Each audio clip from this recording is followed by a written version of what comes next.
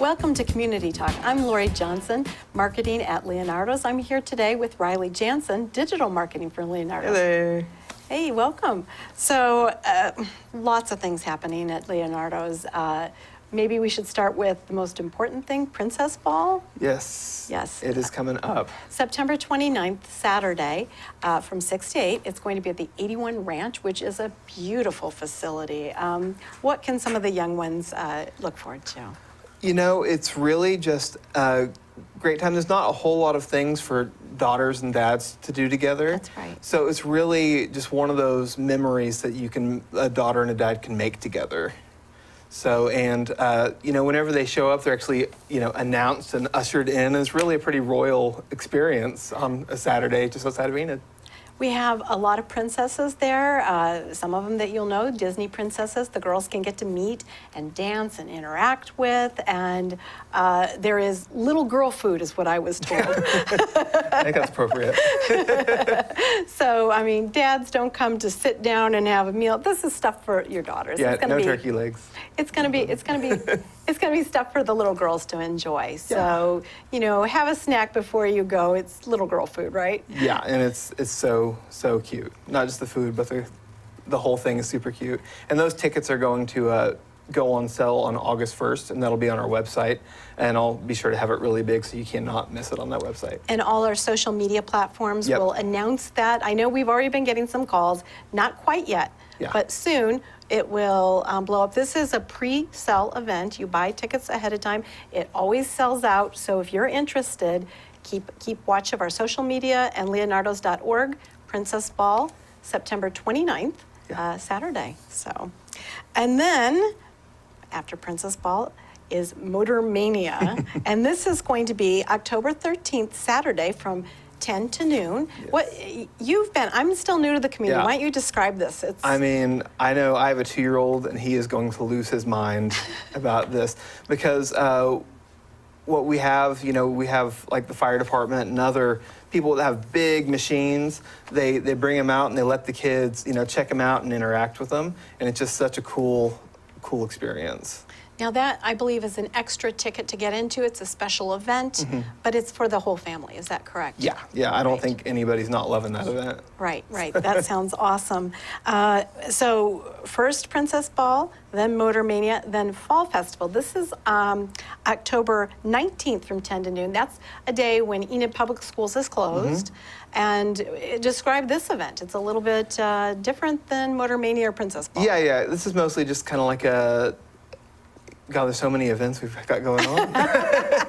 This is more of, sort of just like a good old-fashioned fun time out there. What I understand, there's going to be a lot of fall crafts. If kids want to dress up for, a favorite superhero or whatever they're interested, they can dress up. It's at Adventure Quest. It's just a great time for everyone. Yeah. To get in the fall mood, right? Yeah, and of course, it's Adventure Quest is fun on its own and makes everything a party, and then you just pile on some great stuff on top of that, and it's going to be a fun time for everybody. So if you're interested, these are just giving you dates out there, but everything will be on the website. It will be on our social media, leonardos.org, or on Facebook at Leonardo's Children's Museum. Yeah. So those are all the events. But to do all these things, we need to have staff. That's very true.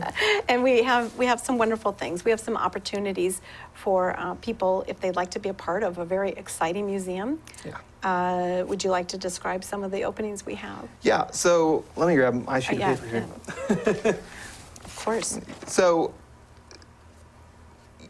to run this museum, we have to have some extremely talented people, and especially people who love what they do. So one of the positions we're looking for right now is our business office manager, and that's a pretty integral part. It is. What all does she do? Well, membership and... Yeah, membership. They do accounting and, a lot of different things. The woman we have in this position is wonderful. She's moving on. She loves Leonardo's, but we need to try to fill her shoes. Yeah, so that's extremely important, and you can really make a difference and make the museum even better. Right. If you were interested in that position. Then we're also going to have it's a assistant grounds and maintenance employee who will pretty much just help keep the museum area and Adventure Quest beautiful. Right. Now that's a part-time position, if my understanding. The other one's a full-time, but this is a part-time position. Yes. But if you're handy and have some time and like to make some money and make a great children's museum even better. Yeah. And then our last one is a volunteer coordinator, which is just, people already love Leonardo's, so it's more or less just trying to see if they want to come help out around the museum, because we cannot have too many people helping out around there. It's a big facility and there's a lot going on. And they would be in charge of coordinating all the volunteers. We have a lot of different, we have docents, which is like a commitment and you do it on a particular day, or just simple volunteers. We have a lot of different positions where we need extra help, and that's a great opportunity to coordinate all that. So awesome. And then it is, we're going on our last week of Da Vinci Day Camp. It's Superhero Week. Yeah. And, it's crazy how quickly this camp flew by. And they've done so much fun stuff, all based around art and science. And in Superhero Week, it's going to be art and science, themed in superheroes. And that's all lining up with Comic-Con, which is going to be, it's just going to be a fun week. I think so. Yeah. Did you have a favorite craft or any type of thing that you remember? This summer has just gone fast. There has been so much. What was yours? I think I actually liked the week that we're just finishing up, the holidays around the world. It's so colorful. Like they started off with Mexico's Day of the Dead, and they have Brazil and Chinese New Year, and just all the color. Yeah. I think that's mine, but I don't know if you have a more. No, this whole summer's been a blur to me, but I know everything I've seen has looked like a lot of fun. There's been a whole lot of smiles in that room. There has.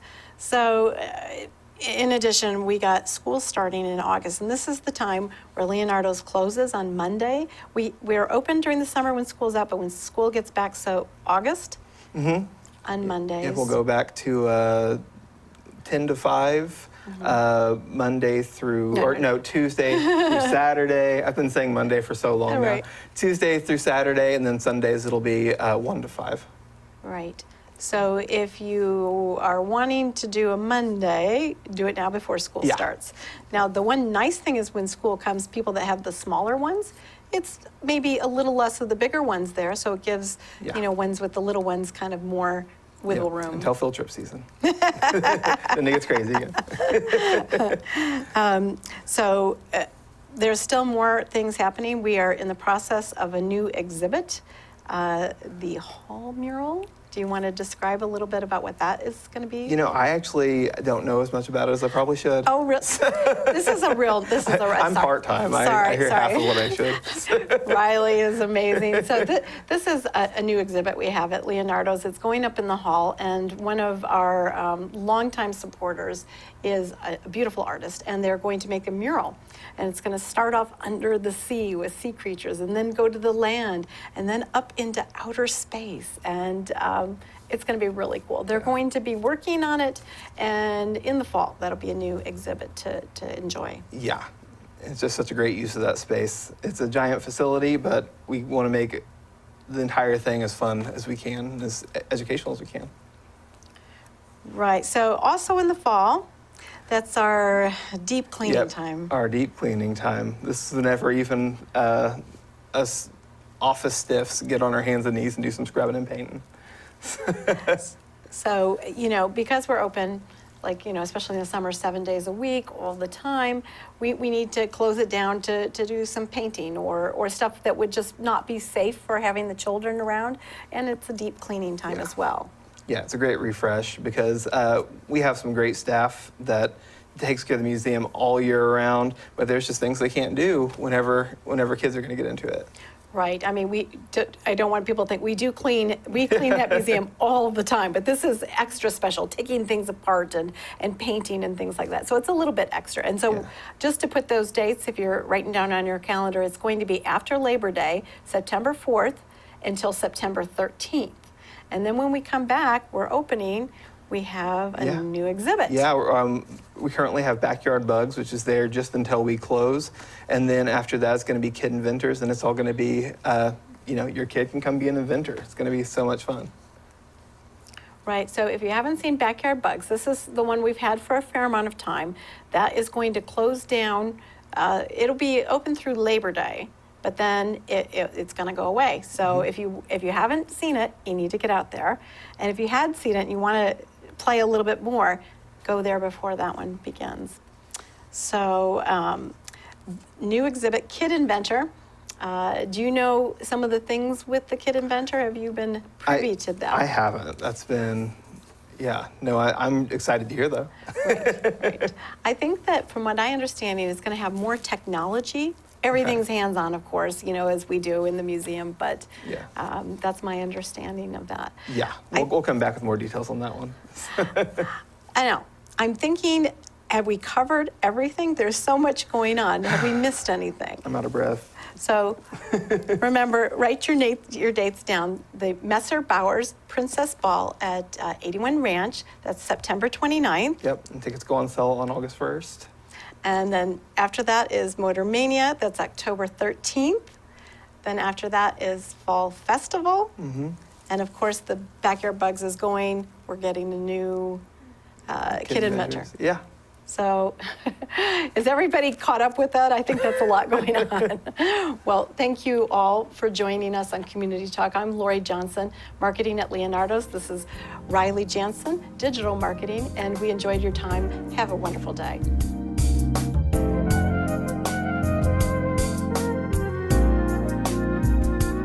Hi, I'm Brenda Bingham, Blue Star Mother President, Chapter 11, Enid, Oklahoma.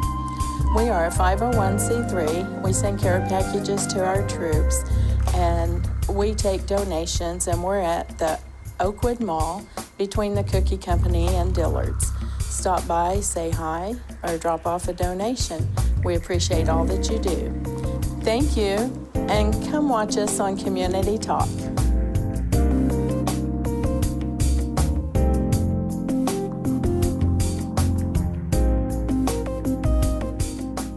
Hello and welcome to another segment on Community Talk. My name is Dan Schiedel, Executive Director and CEO of the United Way of Enid in Northwest Oklahoma. That's a mouthful, isn't it, Marie? Anyway, today we have with us Marie Thatcher. She is formerly with the Department of Human Services and also a charter member of the Garfield County Child Advocacy Council. Yes. Welcome. Thank you. Yeah, well, thanks for being here today. We're going to be talking a little bit about the Garfield County Child Advocacy Council. We're going to talk a little bit about the actual, one of their main fundraisers that's coming up in August. I think it's August 10th, right? August 10th, yes. So let's talk a little bit about that. It's a Forget Me Not outdoor dinner event. Yes, it's a little different from what we've been doing in the past. This is our 8th year of fundraising, and we are going to have a barbecue event from 7 to 9. And it's going to be at the Cherokee Strip Regional Heritage Center. Okay. And this is going to be different because it's going to be, the food is Copper Potts doing the food for us this year, and it's just going to be a more, we hope, a relaxed atmosphere, very casual dress. So something different for us. Okay, and that's going to be from 7 to 9? 7 to 9. Is there any type of program or anything? Yes, we're going to have some local law enforcement talk to us about internet crimes against children. Okay. So anyone that has around children, grandchildren, you're going to want to come because it's interesting information about crimes and things that happen on the internet and social media. Great, great. Well, let's jump back into the Garfield County Child Advocacy Council. Okay. And as you mentioned to me earlier, that you are a charter member of the council. So can you tell us a little bit about how it got started, how you all got together and pulled everything together to create what it is today? Yes, back in 1997, Senator Robert Malachi got together some people here in Garfield County that work with children, and he had seen an advocacy center or care center in El Reno and was hoping we could have something like that in Garfield County. So we got together and we formed the Advocacy Center here in Garfield County. That's great. Well, I know that Carol Wade, of course, the executive director. She is. And again, the Garfield County Child Advocacy is a agency member of the United Way, so we're very thankful that you do all that you do. But one of the key missions, of course, is to stop child abuse, and it's for the to really help the kids in regards to any of those children that have been neglected or exploited. Can you talk a little bit about the process when a family might come or might need that service? And I know it's not only Garfield County, but we have other counties around us that individuals and family members come to utilize the services. But can you talk a little bit about the forensic interviews and everything else that they do? Okay. Well, we started doing forensic interviews at the Advocacy Center in 2000. And we have a specially trained forensic interviewer that does what we call like child-friendly interviews. But these are interviews with specific questions, and they're recorded, and they can be used in criminal prosecutions. Crimes against children, abuse, neglect, exploitation. And the referrals come in and are investigated by child welfare and local law enforcement. And then we have a multidisciplinary team, which is made up with child protective workers, law enforcement, some court. We have Dr. Michael Quinn as our medical, and counselors from around local, and we get together and we staff these cases. And let's say, I think in 2017, we had 246 cases of confirmed child abuse neglect in Garfield County. And they did over 100 forensic interviews, and the team discussed over like cases involving over 300 children. So there is unfortunately child abuse and neglect in Garfield County. Yeah. Well, now I know that when you talk about the multidisciplinary teams, right. It's so much different than the way it used to be, where kids would be subjected to one interview after another interview, and so talk a little bit about the multidisciplinary teams, how they're put together, and how that again makes it easier for children to come in and feel in a safe environment. Okay. Well, when the parents and children come into the Advocacy Center, and the child can sit and play with toys before the interview starts, and be comfortable before the interview starts. And the parents meet with a special advocate there to help them understand what services and resources are available to them. So, and then the child goes in and has their interview, and then they, come out, and then they go home with their parents usually. But this interview, like I said, it's recorded. So different agencies do not have to interview the child more than one time. We can get this one interview, and like I said, that interview can be used in court or wherever it needs to be used in. And the law enforcement officials that work alongside with the team, and then the child protection services, I mean, it's such a different kind of a approach than I think they've done for decades prior. Yes, because each one was doing their own interviews, and because of this, we can all come together and use that one interview, and that's a lot better for the child. That's a team, yeah. It's a lot better for the child. The child can start their healing once they have that interview.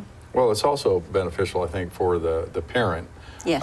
That is bringing the child in, right? Because, they already feel bad enough. And it's not to make them feel as if it's bad that they were a bad parent or anything, but to give them support as well, because they need support.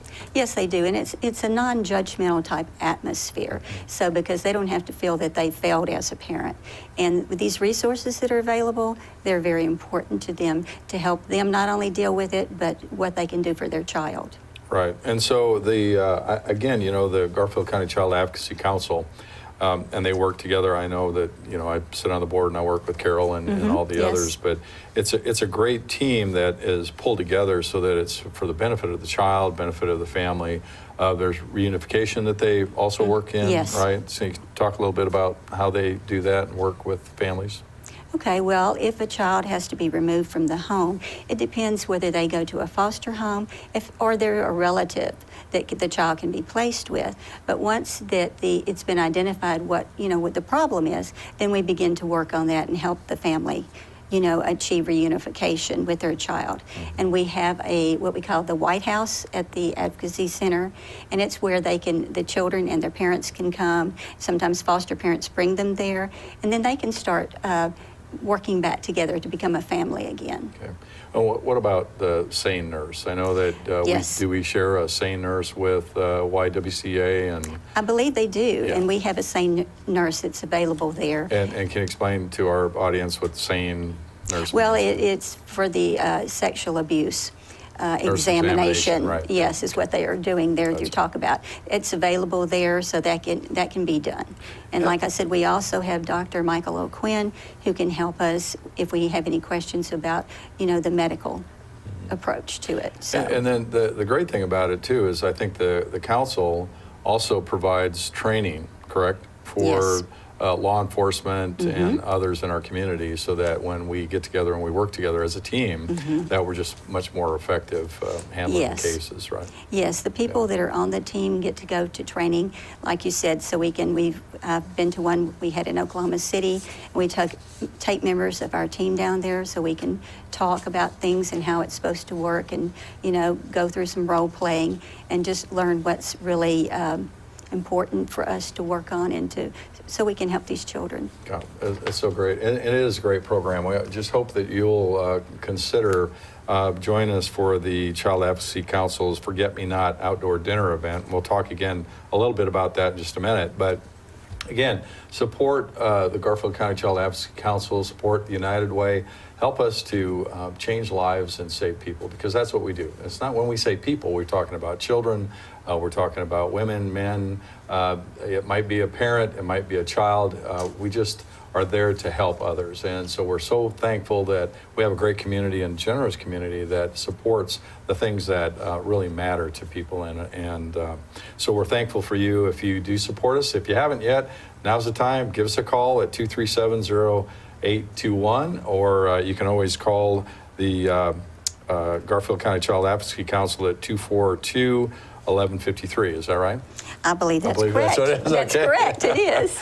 The other great thing about the program, and I think the program that you're going to be talking about with the Forget-Me-Not outdoor dinner event, the internet crimes against children. Can you talk a little bit more about what that will be? Will that be some professional talking about that, law enforcement discussing We have this? three, I believe, law enforcement from Enid area, and they're going to talk. They have a unit specifically for this. And as the internet grows, social media is growing, and there's just so much information that's out there that's not appropriate for young children or young adults. Right. Yeah.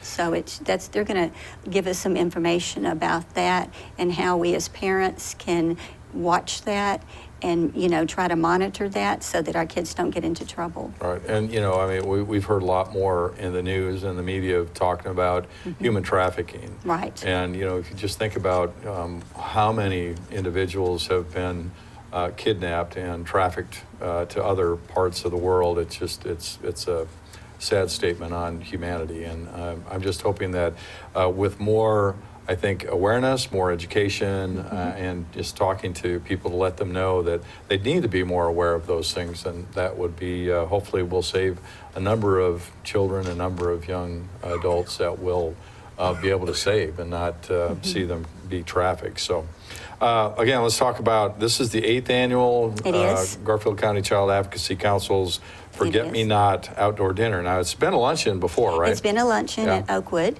Country Club, and this year wanted to do something different. We want to get some different people, more people involved, and this is certainly a great venue. Where, the barbecue, the just relaxed atmosphere, the casual dress. You come in your jeans, be comfortable, and sit down and listen to this great program, because it's something that parents and grandparents, people involved Really with children need to know about. Yeah. Okay, and so this is going to be held August 10th. It's on a Friday, right? Friday. Friday from 7 to 9, Cherokee Strip Regional Heritage Center. And, okay, if it's, in case rain, will be held at OBA, right? Right. Again, you can get tickets by calling the phone number. You can? Yeah. Carol? 242-1153. 53, yes. Can you buy them online, do you know? I don't know that. Oh, okay. I don't. Okay, well, I'm sure they probably have information on their website. Yes. But $75 per person. It is. You got to remember, this is a fundraiser, and the money is going right back in to helping those that need help. So this would be a great opportunity for you to get involved. So please join us for the Forget-Me-Not outdoor dinner event coming up on August 10th. You'll probably see more about that in e-blasts and the newspaper and all the other media. So. Yes.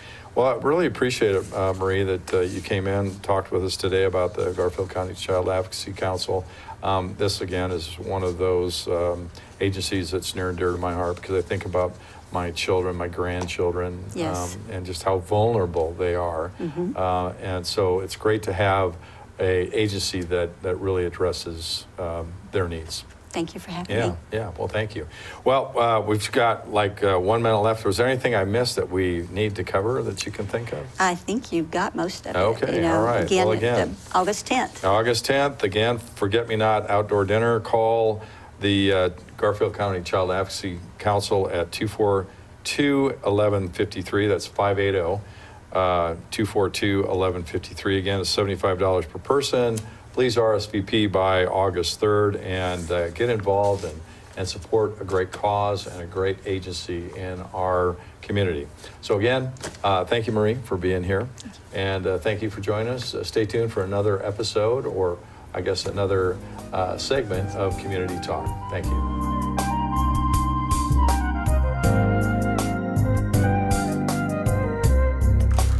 Hi, I'm Rich Shepard. I'm the president of the Enid Civitan Club.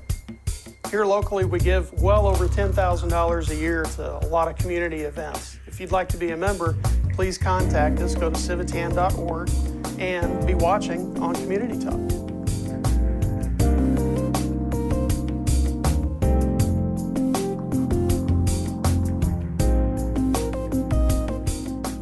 Hi, welcome to Community Talk.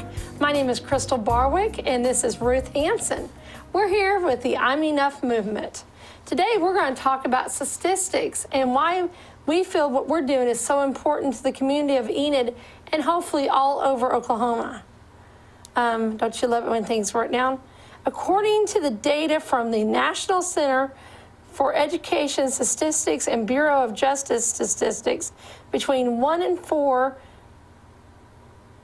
and 1 in 3 U.S. students say they have been bullied at school. Much fewer than have been cyberbullied.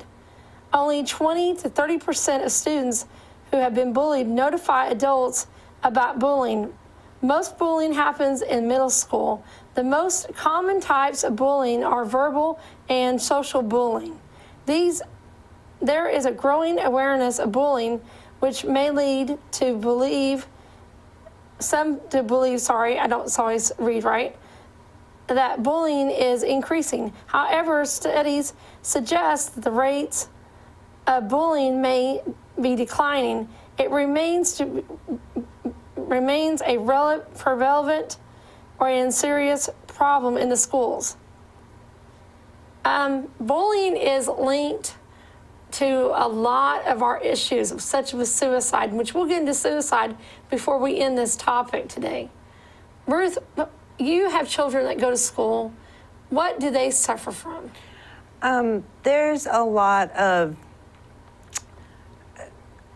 kids teasing them of not being smart enough, not being pretty enough, not having a special talent in sports, or just something that they excel at.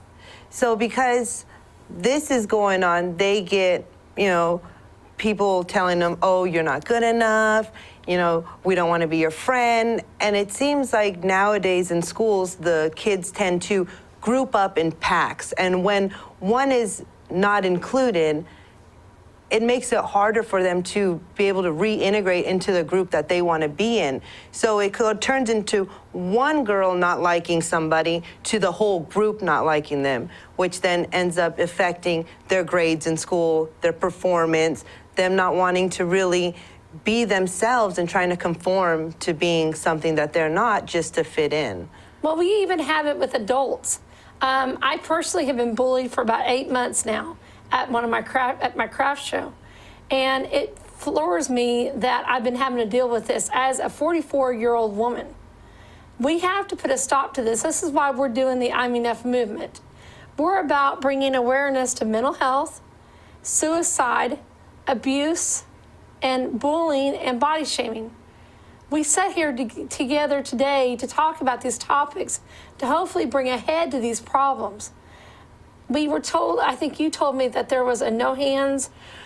My kids unfortunately go to a school that, even though we know they say they have a zero tolerance bully policy, when it was brought to the administrator's attention that they were being bullied, the response we got was, we have a no hands policy and we let the children work it out themselves. Now, when it starts to become physical, there needs to be more interaction from staff, from, you know, who our kids are going to ask for help, and sometimes they're not getting it from school either. Well, these kids are coming home, they're getting depressed, which leads to our mental illness problem, and we've got a big enough one in this community. Trust me, Northwest Behavioral Health is a great place to go. But is it fair to these kids that they're having to deal with this? Is it fair to us adults that we're having to deal with this? I mean, I'm sorry, it is a problem, folks. We've got a severe issue in this community. Unfortunately, it happens all the time. The statistics that I had just read you are about kids, but it's real with adults. Adults, there might be some of you that are watching and going, yeah, I've been bullied at work. I know what you're going through, Chrystal. I can feel your pain. You know, that leads me to my next topic. Oklahoma has one of the highest rates for suicide. We rank 13 amongst the states in the District of Columbia in 2013. Granted, that's 5 years ago, but the statistics have not changed that much. Suicide is real, folks. Death by suicide. Don't call it commit suicide anymore, because that's sounding like they're committing a crime. These people aren't being selfish when they commit suicide or death by suicide. They did this because they felt like they had no other way out. I was taught this by a mother who lost her son by death by suicide. Suicide rates in Oklahoma and the nation generally have been increasing more than a decade. Although Oklahoma's rates have dipped slightly in 2012 and 13, the numbers remain alarmingly. I'm sure, I don't know if I'm saying that right. In 2014, 731 Oklahomans committed suicide, according to the data from the Oklahoma Office of Chief Medical Examiner. Most used firearm. More than 3/4 were men. Wow, that's sad, Ruth. I mean, more than 3/4 are men? What are we doing wrong in Oklahoma, folks? I mean, come on. We have great places like Northwest Behavioral Health. For women, we have YWCA. What are we doing wrong? Why are we allowing our fellow Oklahomans to commit suicide? Not commit suicide, excuse me. Death by suicide.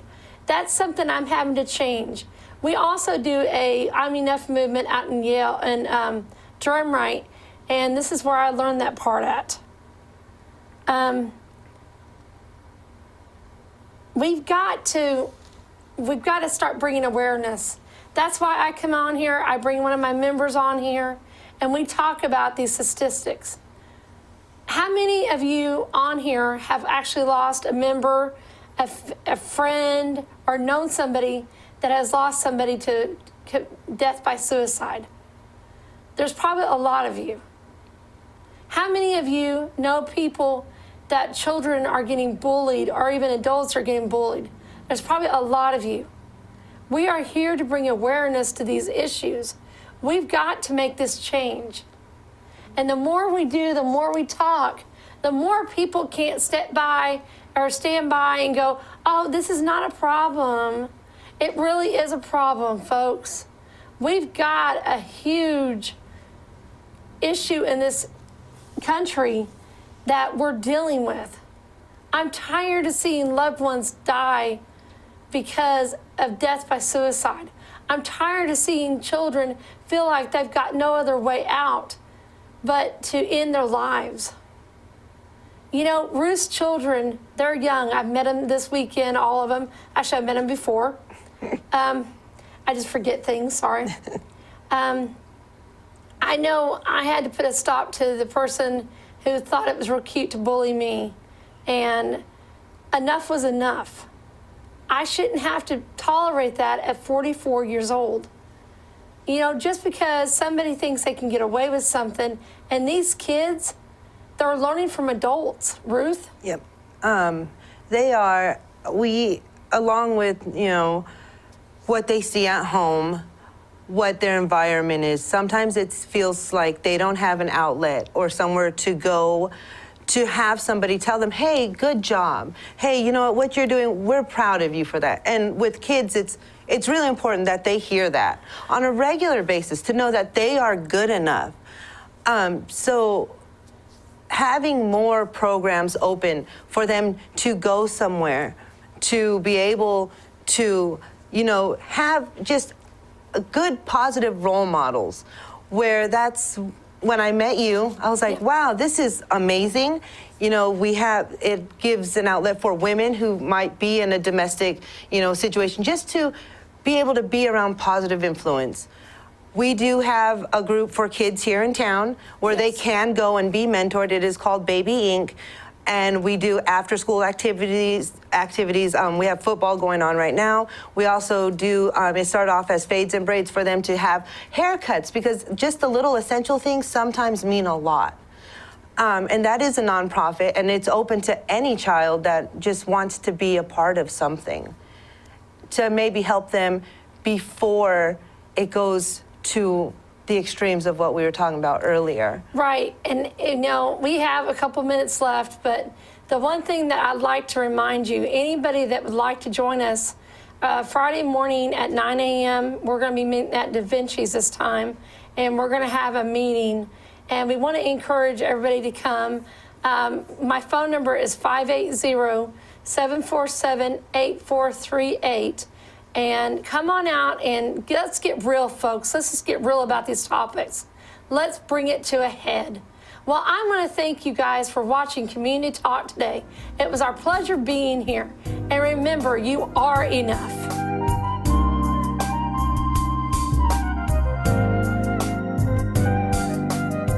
I'm Julie Nelson with Hospice Circle of Love. We're a not-for-profit organization that helps terminally ill patients and their families, and we're at 314 South 3rd. Our website is hospicecircleoflove.com. Be watching for us on upcoming segments of Community Talk.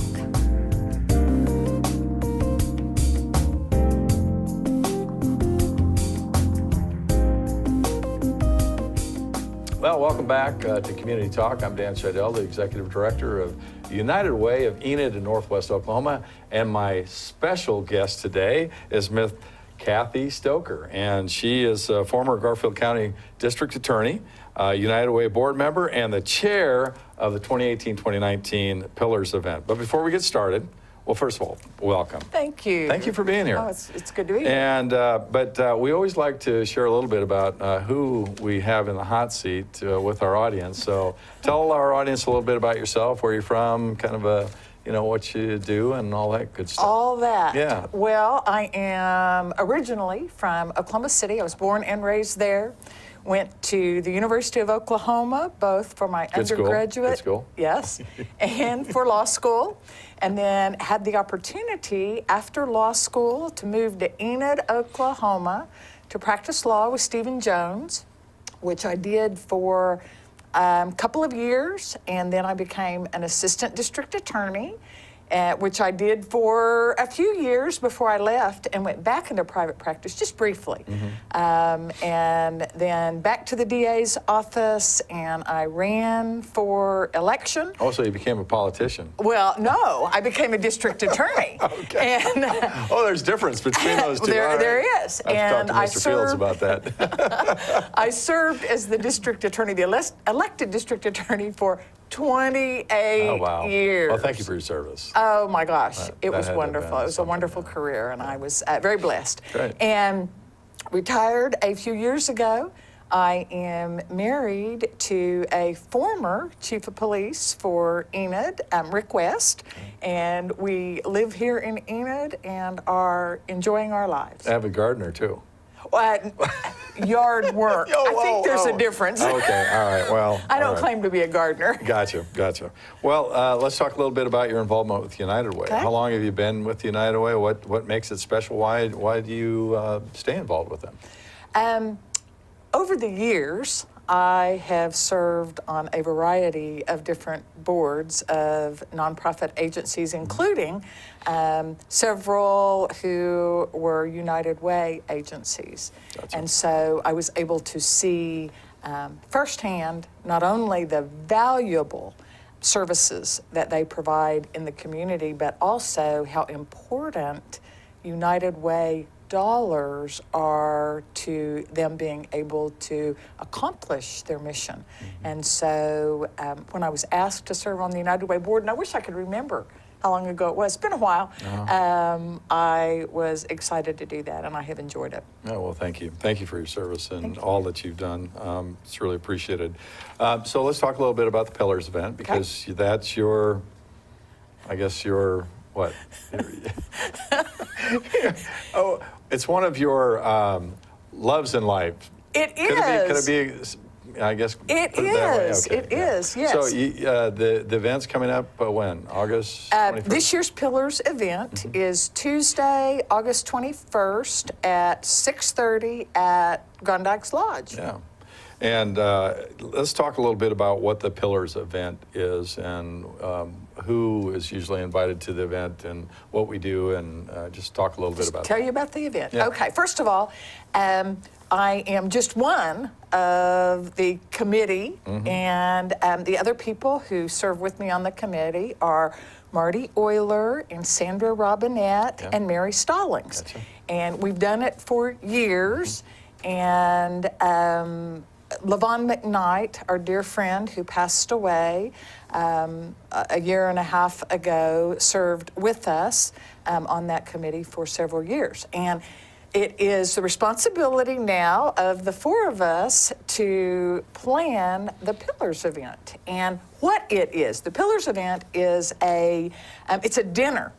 We like to think it's a really fabulous dinner. Of course it is, yeah. At Gondike Lodge, and it is a way for the United Way to say thank you for the generosity of the donors who have contributed $500 or more, businesses and individuals. And so those people who contributed the people and businesses who contributed $500 or more during the last campaign receive an invitation to join us for this event. But in addition, we welcome anyone who has not contributed at that level in the past to make a pledge to donate at that level in our upcoming campaign. Okay. And if they'll do that, we want them to come join us on August 21st. All right, and so you can do that just by giving us a call at 237-0821. That's the phone number at the United Way offices. And we'll walk you through the process. It's really quick, easy, painless. We can take credit cards, check, whatever you'd like to do. Again, just give us a call at 237-0821. I had to get that plug in there. I understand. So again, your committee, how long has your committee been together? Years. Years, okay. Years. And you know, your committee does a lot of planning. They get everything ready to go, the food, the you know, working with, of course, me and others at the United Way, the program. Talk a little bit about what are they treated to other than a nice prime rib dinner? Well, I hadn't even mentioned the prime rib, but sorry, that was my faux pas. That's all right. That's all right. We ask people to come at 6:30 to Gondikes, and we have a period that we refer to as conversation where we socialize for about 30 minutes or so, and then we have a wonderful meal. For the last few years, we have served prime rib, and we're doing that again this year, together with a lot of sides, and there's no formal program.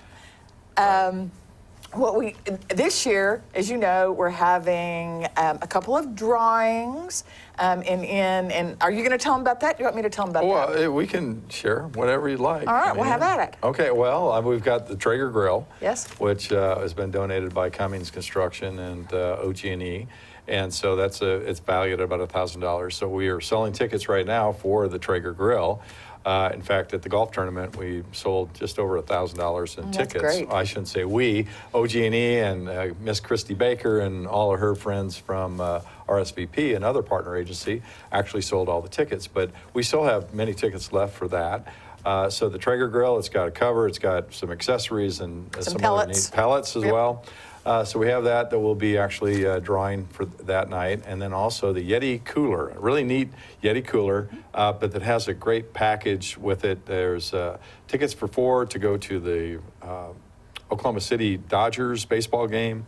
There are tickets for a trip over to, I think it's Hot Springs, Arkansas. Is that right? I don't think so. No? I'm going the wrong one. I think it has. Oh, it's Frontier City. Frontier City. Yes, okay. A pair of I was thinking of something else. I'm sorry. That was a golf. The golf tournament was just a few days ago. So and also a round of golf at Oakwood Country Club with a cart provided. Yeah. So it's a great, well, thank you. I appreciate package. you filling in for that. But, And in addition, we're going to start selling tickets for the autographed OSU football helmet, the autographed OU football helmet, and the autographed Thunder basketball, signed by all of the members of the 2018 team. Right. I want to thank Johnston Seed for helping us out with that. And, of course, Joey Mybergen and Leslie Mybergen are chairs for this year's campaign. So they really helped with the Thunder basketball, one of the helmets, and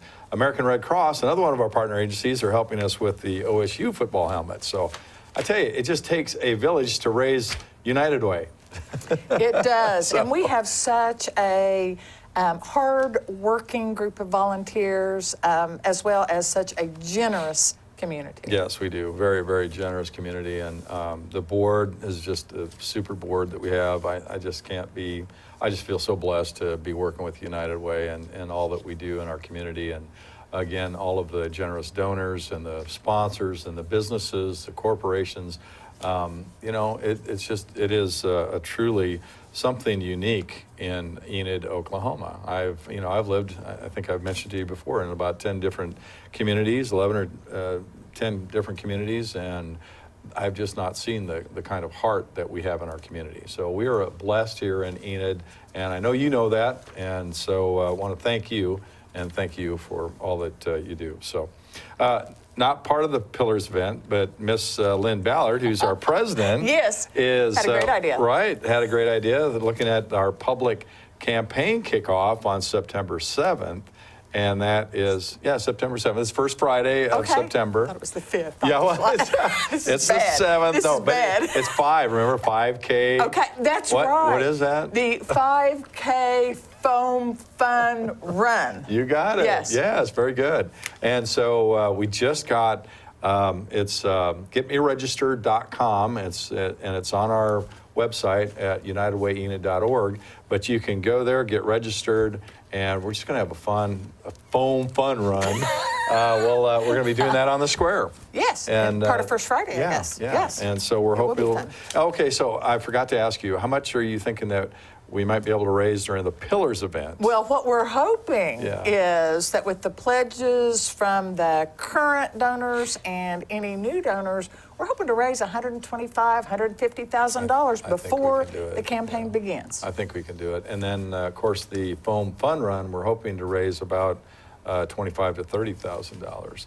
So it just takes you and your friends, your family, your neighbors, get out and be a part of living united in our community in Enid and Northwest Oklahoma, because it's not only just Enid, but it's all of Northwest Oklahoma that we serve. So again, Cathy, thank you so much. Is there anything that I missed that I should have brought up? Well, I just can't think of a thing. I just hope people will join us and pledge. Yeah. Again, they can either go to our website at unitedwayenid.org or call us at 237-0821. Of course, that area code 580-237-0821, and be a part of something great, which our organization is really all about people helping people, and we really count on you, and I know that others in our community do as well. So let's just change people's lives, make them for the better, and we can do that together. So thank you for all that you do and what the Pillars group does, and we're just excited. Again, that's coming up Tuesday, August 21st. August 21st, 6:30. It is.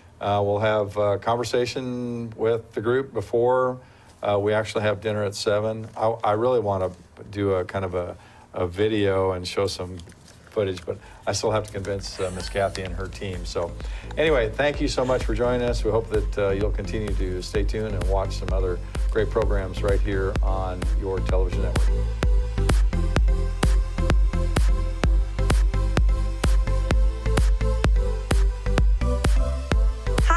Leslie Newell with Junior Welfare League. Come shop at Return Engagement at 123 North Grand in downtown Enid and watch for us on Community Talk.